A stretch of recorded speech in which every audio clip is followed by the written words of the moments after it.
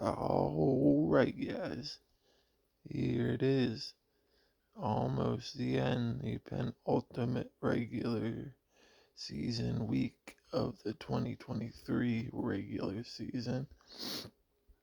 And there is 10 matchups this week, and almost all of them have playoff implications, including this specific one where the Cardinals are flying out across the country to land in the link and take on the Eagles for the Eagles' last home game of the 2023 regular season.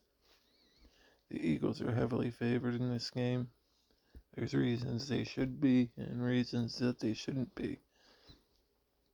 In the last 6 weeks, the Eagles are 3-3, losing to the Cowboys, the Seahawks, and the 49ers. But they beat the Giants, and they had riveting game wins over the Bills and Chiefs, which you could make a case are the two best teams in the AFC. The Cardinals, on the other hand, in the last 5 weeks, I believe their only wins are over the hapless Falcons and the rotting shell of what was once the Super Bowl Rams. They lost to the Bears. They lost to the Texans without CJ Stroud. Not a great look. The Cardinals' new head coach this year is Jonathan Gannon, who the Eagles are very familiar with, defensive coordinator from last year. You would think that would give him advantage, but Gannon runs a much different defense in Arizona than he did in Philly. And the Eagles also have a new offensive coordinator and run of a bit of a different offense, so it kind of evens out like the inside looks either way. Gannon runs a bit of a strange defense in Arizona. Much of his base defense is 5 down linemen, which would be a nose tackle, 2 conventional defensive ends, and 2 outside linebackers. The featured player in that group would be Zaven Collins, 15th overall pick from a year ago, 2022, I believe. He has 5.5 sacks and a forced fumble this year, but he's a monster. 6'4", 260 pounds, and he has to get up and quickness to get around the edge and power to push right through a blocker. Luckily, we have Jordan Mailata and Lane Johnson, so that's not going to happen too much. And they have usually run also 5 defensive backs. Buda Baker doesn't leave the field. He's their strong safety, and he's the main component of the defense. Defense goes as Buda Baker goes. And then they always run 2 outside corners, obviously, as you have to. And then they rotate Casey Thompson, I believe that's his name, from free safety to nickelback. And he's much more of a ball hawk than a tackler. Buda Baker is a decent ball hawk. He can read routes very well. Doesn't have the best hands, but he's a great tackler. He can run up and blitz, hide the blitz pre-snap, and then run up and blitz. Or he can play up close and run defense. He's just the key to the defense right now for the Cardinals. Going forward, it's probably him and Zaven Collins that this defense will pivot on. Now, the Eagles' offense, even though the Cardinals have an extra down lineman, the Eagles' offensive line is good enough to handle that. You got Jordan Mailata, probably top 10-ish left tackle, 6'8", 300 and 60 pounds, can dance, can sing, a man of many talents. And then, unfortunately, Landon Dickerson is out, who is a mauling run blocker, but Sua Opeda is in his place, and he is pretty much playing at the same level. There's not much drop off there. And then next to him, you got future first ballot Hall of Famer Jason Kelsey, and he might become the best center ever at some point in history. He might be considered that. That's not a far-fetched thing. Um, Next to him, we have the young kid Cam Jurgens, who's been playing really well. He's playing right up there with everybody else on the offensive line. He's stepping up in that role at guard. And then next to them, you got the star of the offensive line, Lane Johnson, who can shut down the best pass rushers in the league. He shut down Von Miller in embarrassing fashion. You can shut down Micah Parsons, no help needed.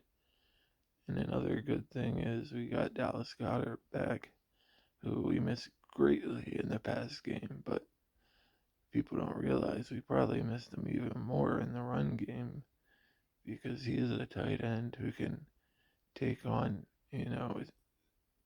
outside linebacker rushers one-on-one. He's a great chip blocker. If Lane Johnson needs help, which is unlikely, he can chip on with Lane, and they can pull him around on what looks like a motion, and he'll just run right up the A gap and add an extra blocker in there and spring a run, or block to the outside and spring a run around that side. So having him back is huge. Jalen Hurts hadn't been playing well passing up until last week. Last week he got his guys going, all three of them. AJ, the Slim Reaper, and Dallas Goedert all were going. They're all cooking. Um, Jalen seems to get a little more scatterbrained when he gets pressure anymore, but he seems to be getting better at it, and he doesn't take dump sacks or throw the ball away quickly before he needs to, feeling those footsteps. He's been using his athletic ability to get first downs like he should be. The Cardinals offense, people think Kyler Murray and James Conner are washed up guys, and they're not even close to it. James Conner is older, but he's not washed up, and Kyler Murray is not washed up at all. If you put him next to Hurts' physical attributes, arm strength to arm strength, Kyler Murray has a much stronger arm. If they run a 40-yard dash next to each other, Kyler Murray blows Jalen Hurts out of the water. He just needs to get his game going. And he does have weapons. Unfortunately for him, Hollywood Brown has already been ruled out for this game. But that's fortunate for the Eagles because Darius Slay has been ruled out for this game too. But that's far from the only weapon Kyler Murray has. James Conner is a great receiving back. And their second back, Amari DiMarcardo, has been a terrific receiving back too. He had 170 yards of offense his first 2 weeks in the NFL. That's saying something. He's 5'9", 120 some pounds, and runs a 4.44 40. So he complements Connor very well. And then tight end's another strength for the Cardinals. They have Trey McBride, who's an old school monster tight end, 6'4", 260. Can make crazy one-handed grabs.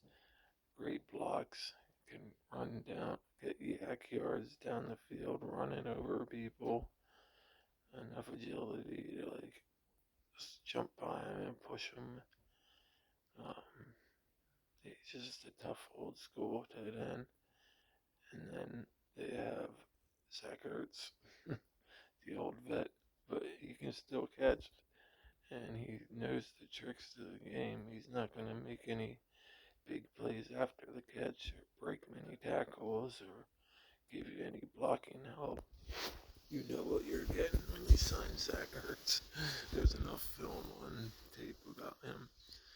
And then they have Elijah Higgins at tight end, who's a smaller, much quicker, younger than Ertz, smaller, quicker than McBride.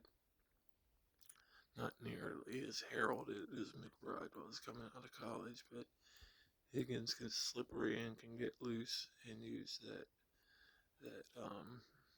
surprising explosiveness to get open down the middle on defenses. And then the Cardinals like using double teams on their offensive line. They'll double up on guys. I don't know how well that's going to work with the Eagles. The Eagles' pass rush is like a combination. There's not one dominating guy, really. Hassan Reddick is the standout, but this defensive line really isn't that great. It has a bright future, but um, Jalen Carter and Jordan Davis in the middle. Jalen Carter's been really good as a rookie. Jordan Davis hasn't lived up to his potential yet.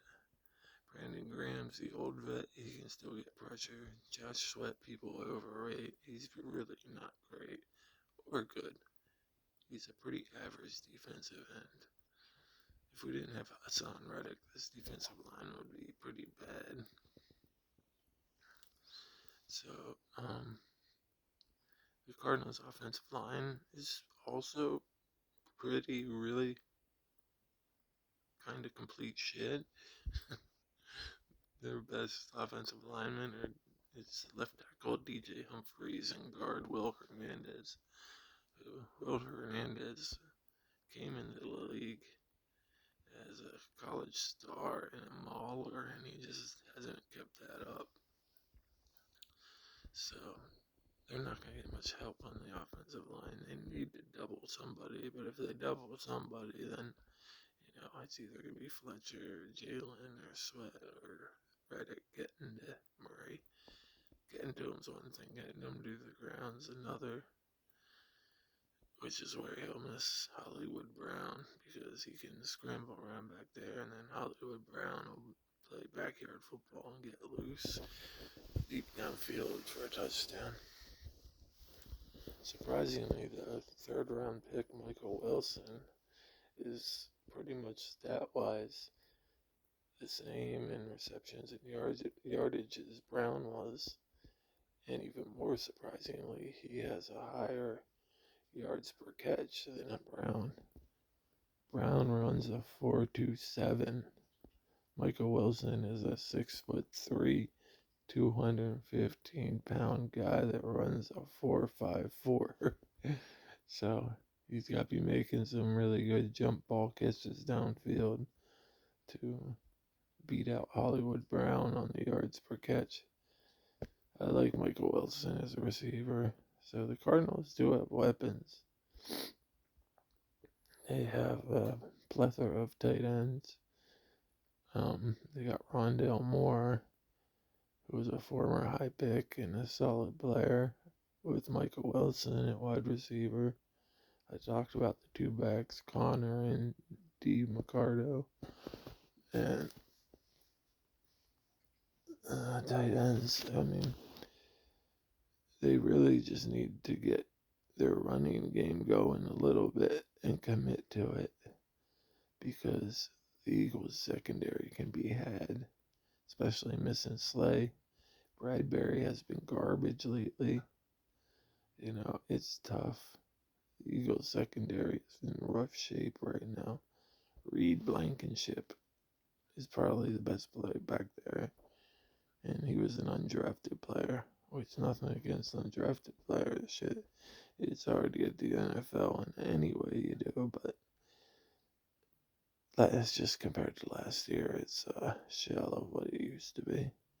So, Michael Wilson should match up with Bradbury well.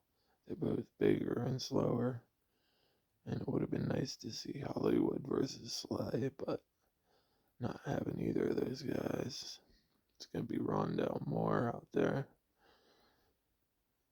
And I don't know who the Eagles are going to stick in that outside spot. But the Eagles are definitely favored. I think it's 7.5 they're favored by. If I had to guess, Giants game built some confidence, but 7.5 is a big number. If it is 7.5, I think I'd take the Cardinals in the points. And this is coming from a lifelong Eagles fan. It's just neither team is playing that great right now. The big advantage the Eagles have is their weapons are healthy. A.J. Brown and Devonta Smith and Dallas Goedert's back healthy. I don't know if the Cardinals have an answer for that. Plus, we have a strong interior offensive line in Kelsey, Cam Jurgens, Petto playing well. If we had Landon, it would be even stronger, but still, if we can get that ball moving up the middle with the kid from Philly, our new running back, Swift, DeAndre Swift. I'm sorry, my mind forgets things. I had a brain surgery at one point, so my memory isn't what it always was. But life happens, and you keep moving. Because if you can get it moving up the middle or even on the outside, anything to draw Buda Baker into the offensive line and draw him off the back end, and you can get these guys deep open back there. Still got to worry about that nickelback free safety combo, but Jalen's just got to be smart about his reads and realize that's those two positions, this strong safety and free safety nickelback, shadow type player are the two guys he's got to watch in the pass game. Their corners are trash. Our receivers are badass. There's no reason if they're playing one-on-one on the outside that Jalen shouldn't be able to eat them up. And now I've just talked myself into taking the Eagles minus the points. I think the Eagles will win some around 27, 17, 27, 17, 32, 21, something like that. So we'll see how it goes. Go Birds. We can still win the number one seed, not only in the NFC East, but in the entire NFC. We need to beat the Cardinals, and then next week the Giants again. Both are doable. The Cardinals are the tougher challenge. Although I like Tyrod Taylor and always have. And I knew it wasn't a good thing when that DeVito kid went down because Tyrod's obviously the better player there. But we'll see what happens. I mean, at least the Eagles are almost guaranteed a playoff spot. We might be by now. I don't know. The Cardinals certainly aren't. They have 3 wins. I think in the end, I don't think we're going to win the NFC. That takes the 49ers losing. Even winning the NFC East could be a bit of a stretch because the Cowboys have the tiebreaker over us. And when the whole NFC takes the 49ers losing several games, and we have to be a game ahead. We can't be tied with them because they also hold the tiebreakers. Everybody holds the tiebreakers. So I think we'll win the NFC East. Won't win the NFC overall. You can't win everything. Although the Eagles have been pretty charmed lately. So I think we'll win the next two games. And if we don't, we'll see what happens. Doesn't feel like the fun old atmosphere Sirianni developed with him screaming at Hassan Reddick on the sideline last week. That wasn't a good look.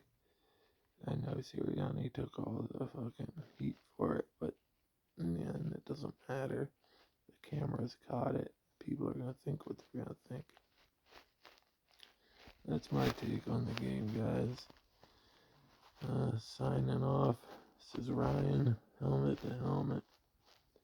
Check us out on Macari if you collect football cards. Got thousands for sale. Anything you want, send me a message. Say you saw me on YouTube. I'll give you a deal of a lifetime. Of your entire lifetime. You'll always look back and be like, damn, that Ryan dude from fucking YouTube, he blew my head up with this deal. Exploded my brain out my eyes. Alright. I love you guys. Stay healthy, stay safe. Go Eagles.